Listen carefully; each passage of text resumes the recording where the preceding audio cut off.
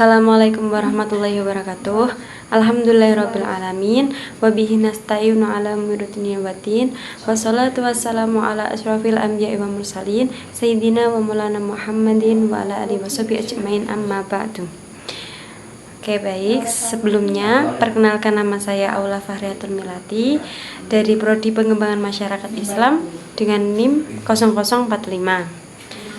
Di sini saya akan sedikit menjelaskan tentang bersabar itu apa sih.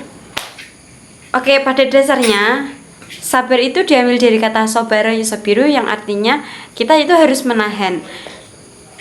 Pengertian dari menahan itu sangat luas. Di dalam menjalani kehidupan ini ada banyak sekali kejadian yang dialami, mulai dari yang baik ataupun yang kurang baik. Jadi bagaimanapun juga kejadian tersebut tidak bisa kita pilih atau kita pilih. Kejadian semuanya ini akan datang secara bergantian. Oke, dalam kejadian di dalam kehidupan ini, jadi benar-benar akan menguji keimanan kita bahwa kita itu bersabar atau bahkan malah mengeluh kepada Allah Subhanahu wa taala.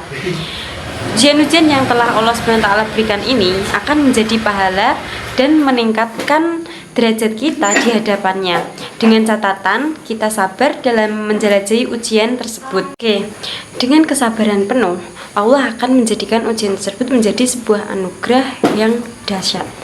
Sejatinya Allah SWT akan menguji hambanya dengan ujian yang berbeda-beda.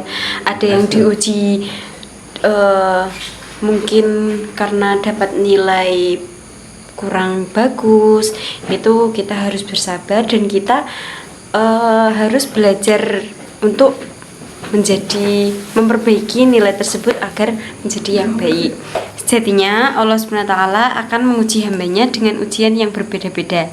Ada yang diuji dengan harta bendanya, ketakutan akan kelaparan, dan yang lainnya, sebagaimana yang terdapat di dalam Al-Quran surat Al-Baqarah ayat 155, yang artinya yaitu, dan kami pastikan akan menguji kamu dengan sedikit ketakutan, kelaparan, kekurangan harta, jiwa, dan buah-buahan, dan sampaikanlah kabar gembira kepada orang-orang yang sabar. Nah, sabar sendiri terbagi menjadi 3 bagian. Yang pertama adalah sabar dalam mentaati semua perintah dan larangannya. Yang kedua, sabar dalam menghadapi musibah yang diberikan. Dan yang ketiga, ada sabar akan ujian kesenangan. Jadi, jangan mengira bahwa sabar hanya harus dimiliki oleh orang-orang yang tampaknya mempunyai hidup yang sengsara saja. Yang pertama tadi kan ada sabar dalam mentaati semua perintah dan larangannya, yaitu misalnya kita sedang berpuasa, itu kan perintah dari Allah Subhanahu wa taala untuk kita berpuasa wajib Ramadan. Di dalam lingkungan kita itu mempunyai tetangga yang non muslim. Jadi kita itu diuji, kita sedang berpuasa, tetapi tetangga kita sedang tidak berpuasa. Itu sudah menjadi ujian kita dan kita harus bersabar untuk menunggu puasa itu selesai atau sampai waktu maghrib tiba. Nah, jadi dari ujian yang kedua tersebut yaitu ujian kena musibah. Ketika kita kena musibah, kita harus bersabar. Kita sebisa mungkin jangan mengeluh.